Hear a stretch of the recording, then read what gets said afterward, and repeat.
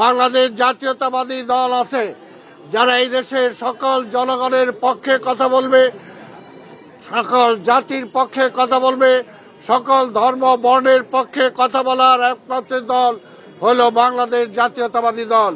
পুরুষের পক্ষে, মহিলার পক্ষে কথা বলার জন্য দল হলো বাংলাদেশ জাতীয়তাবাদী দল। তাই আগামী নির্বাচনে ঢাকা 17-এর সকল জনগণকে আমরা উদ্যত আহ্বান জানাবো, অনুরোধ করব দেশে গণতন্ত্রকে ফিরে আনার জন্য, দেশে একটি স্থিতিশীল পার্লামেন্টের ডেমোক্রেসি ফিরে পাওয়ার জন্য, দেশকে উন্নয়নের ধারে নিয়ে যাওয়ার জন্য আগামী দিনে তারা দেশনায়ক তারেক রহমানের পক্ষে ঢাকা 17 ধানের শীষে ভোট দিয়ে তাকে বিপুল ভোটে নির্বাচিত করবে।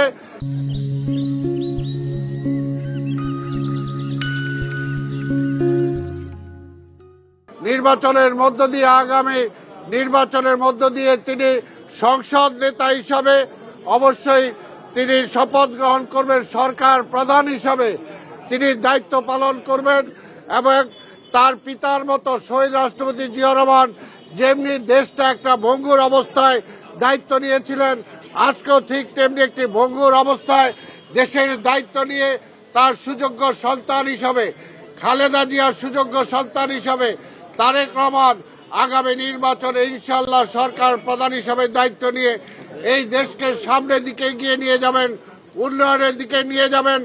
অর্থনৈতিক যে আজকে সমস্যা, এই অর্থনৈতিক সমস্যার সমাধান করবেন, রাজনৈতিক সমস্যার সমাধান করবেন, আন্তর্জাতিক সমস্যার সমাধানের লক্ষ্যে তিনি কাজ করবেন।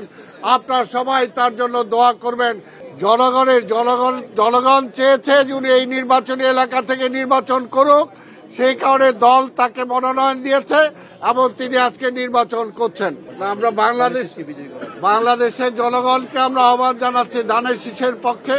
আর যেহেতু বিশেষ করে আমি তার চিফ কোঅর্ডিনেটর হিসাবে এখানে আসছি তার পক্ষে জমা দেওয়ার জন্য, কাজে ঢাকা 17 সকল জনগণকে আবার আলাদা আমরা আহ্বান জানালাম।